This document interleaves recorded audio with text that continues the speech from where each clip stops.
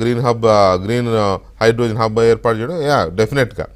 అయితే ఆయన చెప్పిన మిగతా అంశాల మీద కూడా మీ అనాలిసిస్ ఏంటి? వికే గారు, మీకు, పట్టాభి గారికి, భానుప్రకాష్ రెడ్డి గారికి, గఫూర్ గారికి, ఏబిఎన్ ప్రేక్షకులకు ముందుగా నమస్కారం. ఇది చారిత్రాత్మకమైనటువంటి పర్యటన ప్రధానమంత్రి గారు, అందులో నో డౌట్.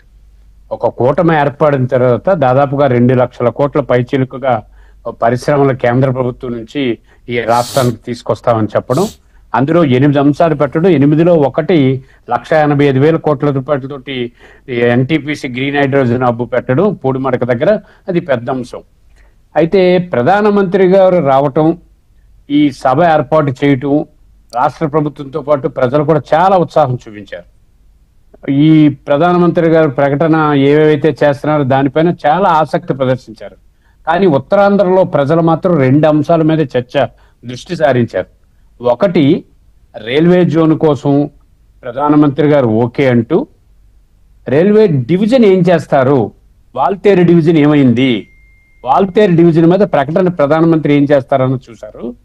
రెండోది చాలా పెద్ద అంశం, రాష్ట్రం ప్లస్ ఉత్తరాంధ్ర ఎదురు చూసింది విశాఖపట్నం స్టీల్ ప్లాంట్ది.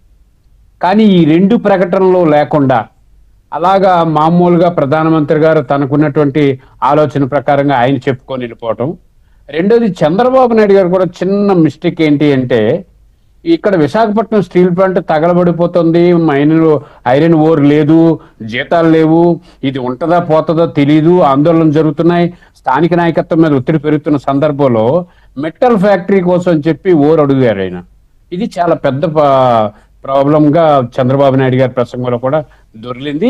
ఇది ఇప్పుడు ఈరోజు ప్రజలు పట్టుకునే పరిస్థితి. ఎందుకంటే విశాఖ ఉక్కు, ఆంధ్రలో అనే దానిపైన వచ్చినటువంటి స్టీల్ ప్లాంట్లో మీరు ఉంచుతారా లేకపోతే ఉంచుతారా ఏదో చెప్పేసి ఉంటే ఈ రోజుతో క్లియర్ అయిపోయేది. మళ్ళా సగం మధ్య నీటిలో గేదెను పెట్టి బేరం అంటాం కరెక్ట్ కాదు. ఇప్పుడు అందరూ వీళ్ళు అడగలేదు, ఆయన ప్రస్తావించలేదు. చంద్రబాబు గారు అడగలేదు సరికదా, ప్రైవేట్ ఫ్యాక్టరీ కోసం అడిగారు. అది అడగలేదు కదా, అడగలేదు.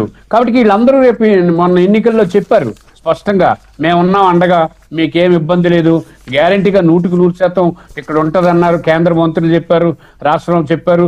అందులో మనకి ఏంటంటే కార్మిక శాఖ, మనకి ఉక్కు గనుల మంత్రికి ఒక శాఖ నుంచి మన ఆ రాష్ట్రం నుంచి ప్రాతినిధ్యం వహిస్తున్నారు వర్మ గారు.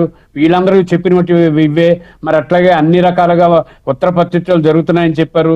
మీరు ఎక్కడ అధైర్యపడద్దు అన్నారు. మొన్న నేను 4 రోజుల క్రితం పల్లా శ్రీనివాస్ గారి ఇంటికి వెళ్తే అక్కడ కూడా స్టీల్ ప్లాంట్ ఎంప్లాయీస్ అంతా వస్తే పల్లా శ్రీనివాస్ చెప్తున్నాడు, ఆయన తెలుగుదేశం పార్టీ అధ్యక్షుడిగా, ఇబ్బంది ఏం లేదు, మీరు చూస్తుంటే మంచి ప్రకటన వస్తుందని. ఈ రోజు వాళ్ళందరూ చాలా ఇబ్బందులు పడతారు. రేపు ఉదయాన్నే తెలుగుదేశం పార్టీ నేతలకు కానీ, జనసేన నేతలకు కానీ, అందరినీ బీజేపీ నేతలకు కానీ అడిగితే సమాధానం చెప్పలేరు. ఎందుకంటే ప్రధానమంత్రి వచ్చినప్పుడు ఒక ప్రకటన చేస్తుంటే మేము పునరాలోచన చేస్తామని ఉన్నా, లేకపోతే మా దృష్టికి వచ్చింది మీ సమస్య అనే ఒక్క మాట అని ఉన్నా దాన్ని పాజిటివ్ కింద మలుచుకోగలవు రాజకీయ పార్టీలు. కానీ అస్సలు ఆ ప్రస్తావన తేలైనప్పుడు పీక మీద కత్తి పెట్టారు, వాస్తవం చెప్పలేదు అన్నది ఈరోజు ఒక్కసారే గుప్పు మనది. ప్రధానమంత్రి గారి మీటింగు 2 లక్షల కోట్ల రూపాయల పైచిలుకుగా ఇవ్వటం ఒక ఎత్తు, కానీ వాల్తేరు డివిజన్ అడుగుతున్నాం మేము. రైల్వే జోను 2019లో ప్రకటించిన తర్వాత ఈ రోజు వరకు ఇవ్వలేదు. దానికి 2 ఆన్సర్లు ఉన్నాయి. ఒకటేంటంటే గత ప్రభుత్వం బిల్డింగ్లు ఇవ్వలేదని, కానీ మాలాంటి వాళ్ళం అది ఒప్పుకోం. రాష్ట్ర విభజన జరిగిన తర్వాత, అమరావతి కట్టాక రాష్ట్ర విభజన జరిగిందా, డివిజన్ అనౌన్స్ చేసిన తర్వాత నువ్వు జిఎంని ఇవ్వాలి కదా, ఇస్తే చేస్తారు కదా, ఇది ఒక ఆర్గ్యుమెంట్. కానీ ఇప్పుడు అన్నిటికన్నా మాట్లాడాల్సింది Waltair zone, Waltair division, Vijayawada division, Guntur division, Guntakal division. Waltair division ఎక్కడ? నిన్న కాక మొన్న ప్రధాని గారు ఈ రోజు వస్తుంటే సోమవారం రాయగఢ్ డివిజన్ ఓపెన్ చేశారు. మరి ఇప్పుడు మన డివిజన్ ఎక్కడుంది? ఆంధ్ర ప్రాంతంలో ఉందా లేదా? ఎన్ని వేల కిలోమీటర్లు ఇస్తున్నారు, ఏవేవి ఇస్తున్నారు, ఇది చెప్పాలి కదా, డిపిఆర్ ఉండాలి కదా. ఈ రోజుకి వచ్చి డిపిఆర్ కూడా రాలా. కాబట్టి కార్మికులు, ఉద్యోగులు, వాళ్ళ కుటుంబాలు తీవ్ర అసంతృప్తితో ఉన్నారు. ఈరోజు ఒకవైపు రాజకీయ పార్టీలుగా సక్సీడ్గా చెప్పుకోవచ్చు, గ్యారంటీగా ముఖ్యమంత్రి గారు చంద్రబాబు నాయుడు గారు అపారమైనటువంటి కృషితో నరేంద్ర మోడీ గారిని ఒప్పించి రాష్ట్ర అభివృద్ధి కోసం వారిని తీసుకురావడం. వారు కూడా ప్రధానమంత్రి గారు మాట్లాడుతున్నప్పుడు చెప్పారు, 60 సంవత్సరాల్లో 3వ మీరు అధికారం ఇచ్చారు మాకు అని చెప్పారు. ఇవన్నీ ఎంతవరకు ఓకే.